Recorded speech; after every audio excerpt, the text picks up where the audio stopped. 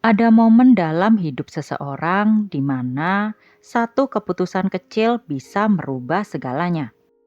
Bukan keputusan besar yang sudah dipikirkan matang-matang, tapi justru keputusan yang diambil dalam kondisi ragu, dalam kondisi takut, dan yang paling berbahaya, keputusan berdasarkan saran orang yang belum tentu memahami situasinya secara utuh.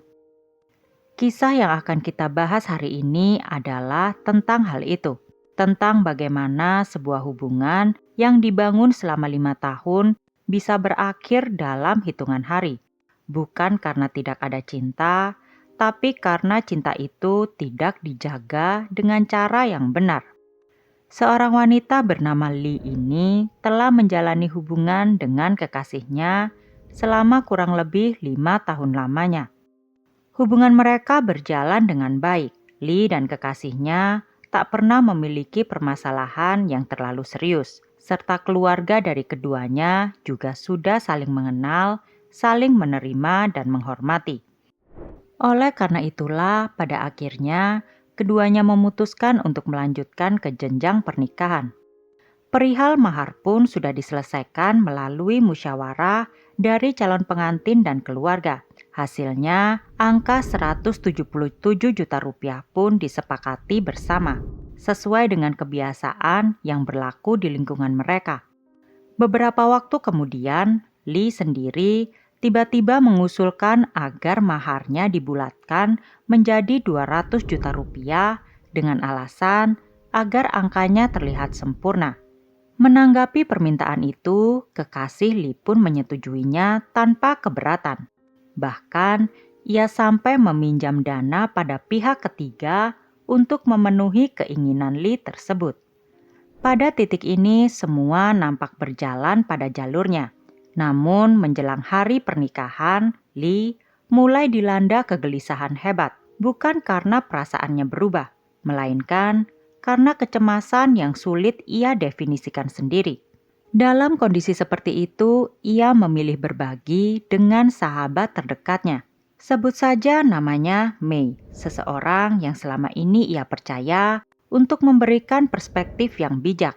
Sayangnya kepercayaan itu tidak berbalas dengan bijaksana. Mei, alih-alih membantu Lee menjernihkan pikirannya, justru memberikan dua saran yang pada akhirnya menjadi akar dari seluruh permasalahan.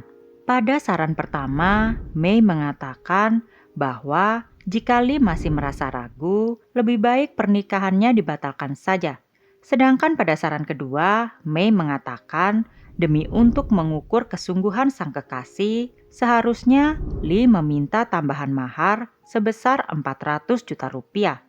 Dengan kata lain, dari kesepakatan awal 200 juta, Lee diminta untuk tiba-tiba mengajukan angka 400 juta 3 hari sebelum pernikahan dilangsungkan. Lee yang dalam kondisi rentan secara emosional memilih mengikuti saran tersebut. Reaksi sang kekasih bisa ditebak. Ia begitu marah dan kecewa. Namun kemarahannya bukan semata soal nominal yang tiba-tiba berlipat ganda. Lebih dari itu, ia merasa seolah Lee tak cukup serius dengan keputusan yang telah mereka sepakati bersama. 3 hari sebelum pernikahan, dari mana ia akan mendapatkan uang sebesar itu?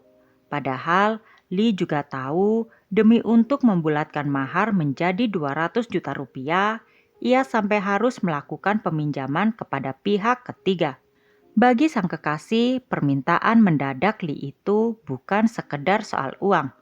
Itu adalah persoalan integritas dan kepercayaan yang terasa dirusak di saat yang paling tak tepat. Calon suami Lee pun akhirnya memutuskan untuk membatalkan pernikahan mereka. Karena panik, Lee mencoba berbagai cara untuk menjelaskan bahwa permintaan itu hanyalah sebuah ujian. Ia menambahkan kalau dirinya tidak benar-benar menginginkan tambahan uang tersebut. Selanjutnya, Lee kemudian mengatakan kalau ia siap melepaskan semua tuntutan mahar asalkan hubungan mereka bisa diselamatkan. Namun sang kekasih tetap pada pendiriannya.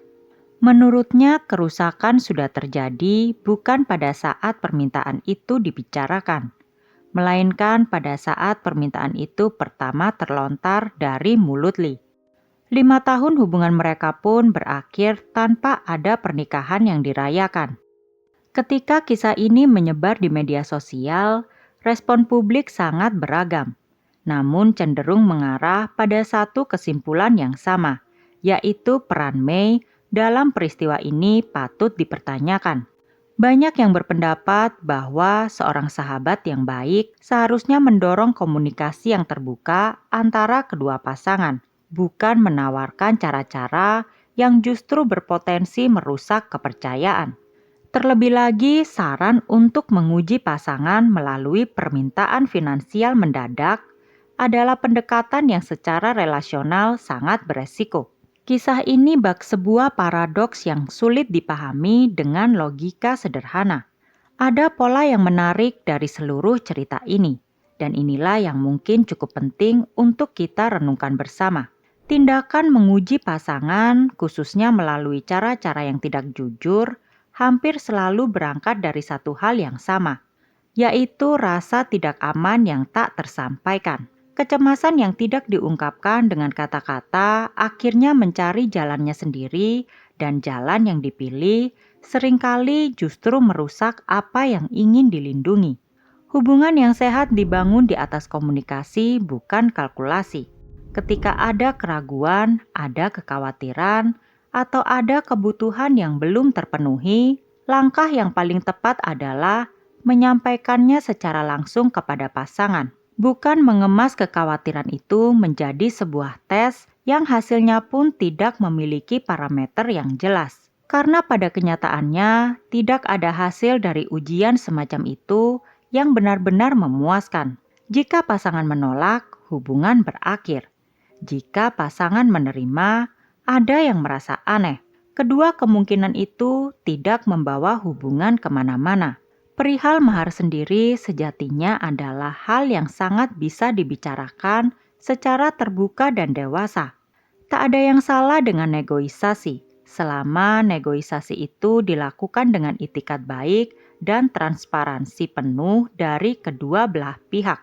Yang menjadi persoalan adalah ketika sebuah permintaan finansial digunakan sebagai tolak ukur perasaan, karena perasaan tidak bisa dan tidak seharusnya diukur dengan angka.